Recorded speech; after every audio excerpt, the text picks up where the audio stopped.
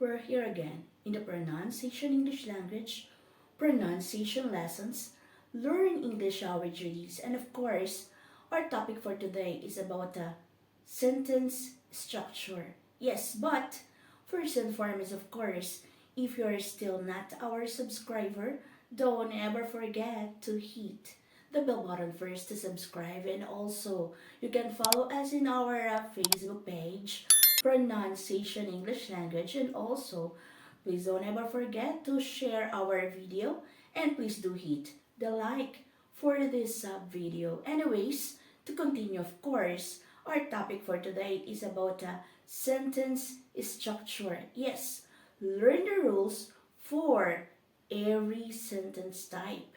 Yes, sentence structure is how all the parts of a sentence fit together. Yes, if you want to make more advanced and interesting sentences, you first have to understand how sentence structure works. Yes, so we'll explain to you the rules for all types structure so that you can communicate clearly, correctly, and confidently. But before we dive into the details, of course, let's start by re-examining the basics. So first, what is sentence structure? And this is a big question mark. Yes, actually, sentence is the order of all the parts in a sentence: subject, predicate, objects, phrases, punctuation, and etc.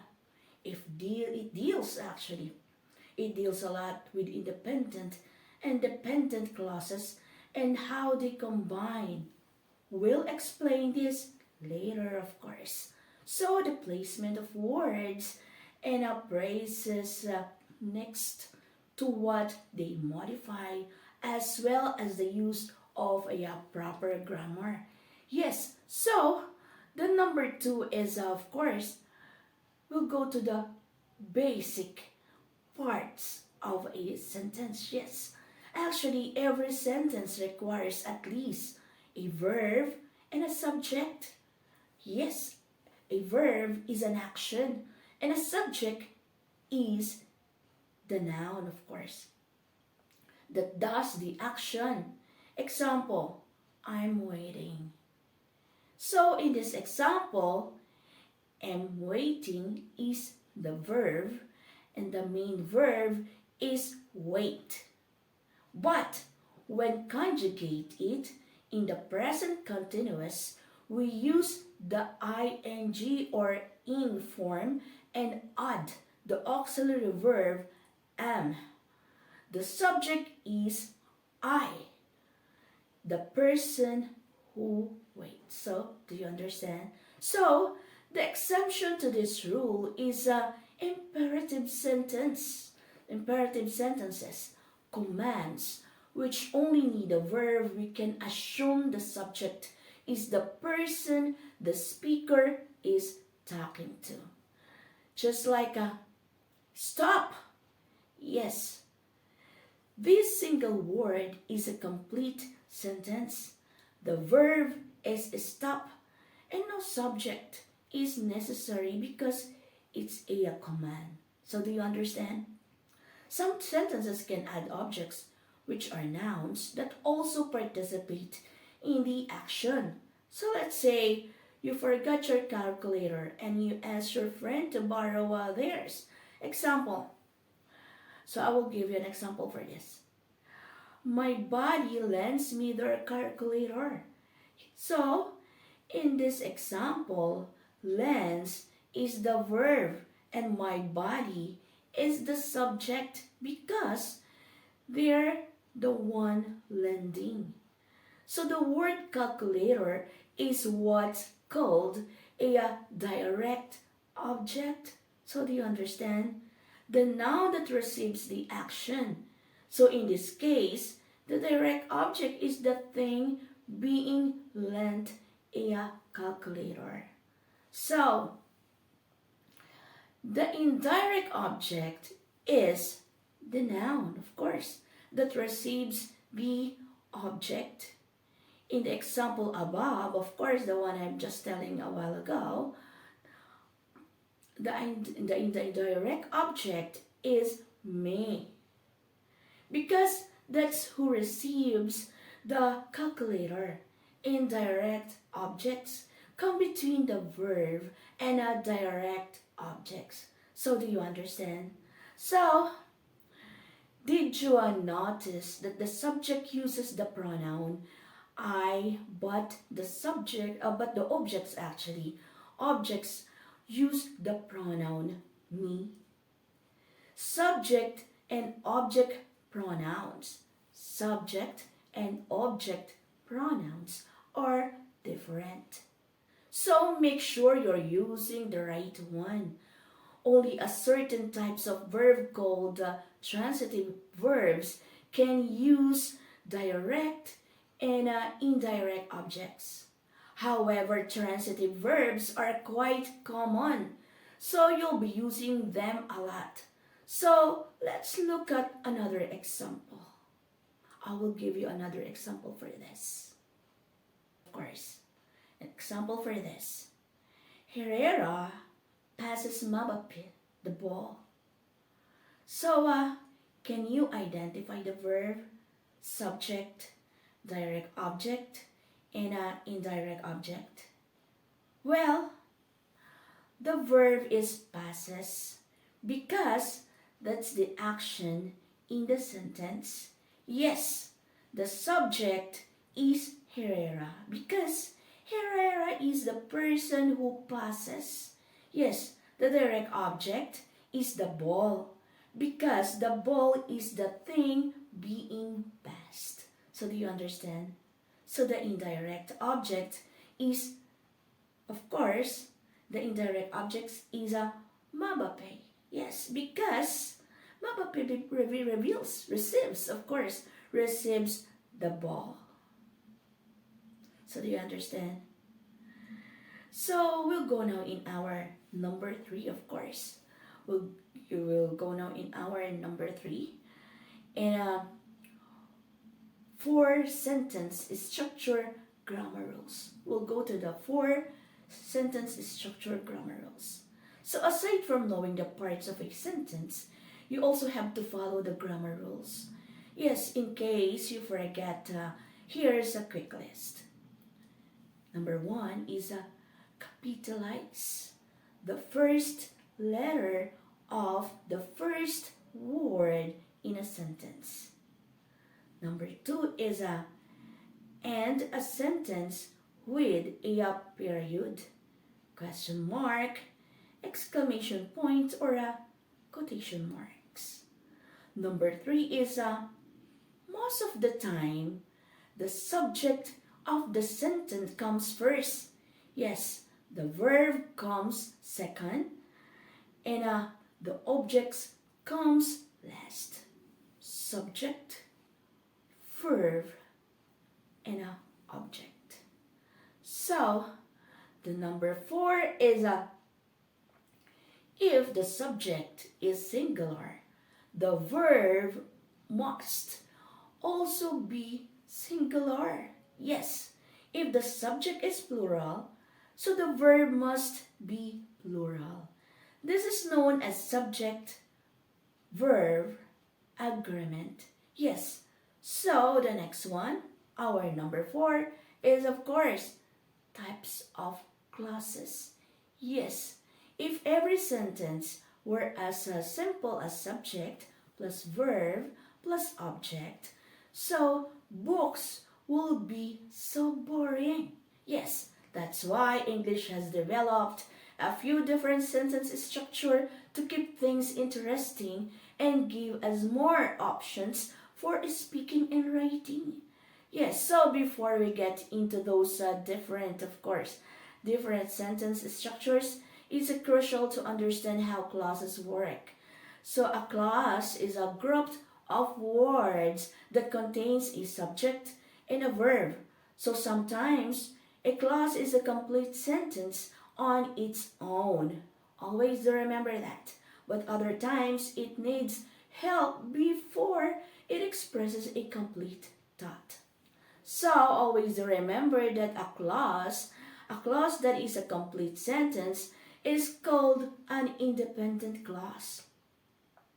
It contains everything you need for a complete sentence.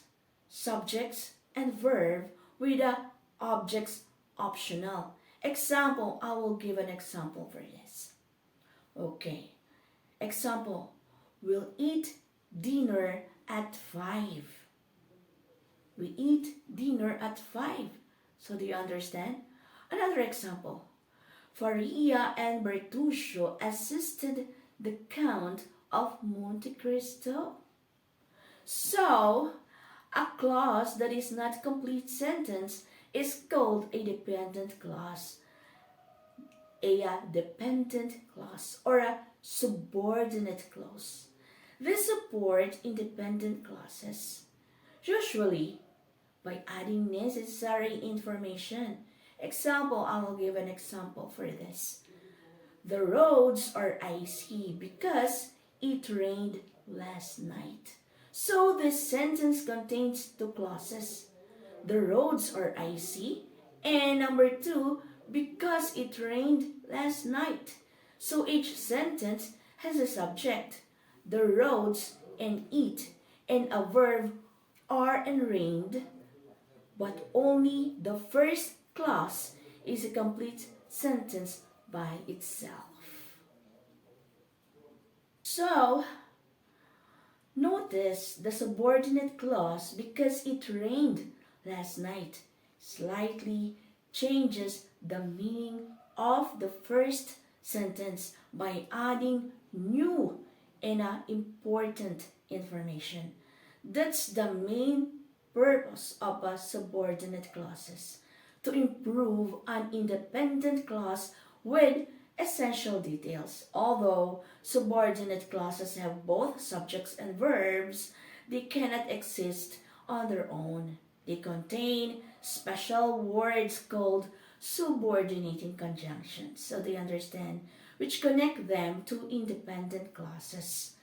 Common subordinating conjunctions include because, since, although, unless, and while, as well as our relative pronouns like that, which, whatever, whenever, whoever, and etc. So, if you see a subordinating conjunction, of course, it means that a group of words is a subordinate clause. It helps to memorize them. You can easily identify different clauses actually. So we'll go now in the number 5. Of course, the number 5 is 4 types of sentence structure. So depending on how you combine clauses, you can create 4 different types of sentence structure. So number 1 is simple. Yes, number 1 is, this is an independent clause. The next one is a compound. 2 or more independent clauses. The next one is complex. Yes, complex. 1 independent clause plus 1 or more subordinate clause. The next one is a compound complex. 2 or more independent clauses plus 1 or more subordinate clauses. So, always do remember that sentences also categorized by their function, i.e. declarative, interrogative, exclamation, and imperative. Yes, these are separate from types of sentence structure, complex, compound, etc. And the 2 categories can be mixed and matched. So let's take a deeper look at each type of a sentence structure and how to form it. Yes, so simple sentences. Yes, we'll go now in the simple sentences. Simple sentences are pretty simple. Always remember that. Just a single independent clause. No more, no less. This includes subject in verbs, yes, but can also include objects. Example, life itself is the most wonderful fairy tale. That is by Hans Christian Andersen. So, the next one is real glory springs from the silent conquest of ourselves. This is by Joseph P. Thompson.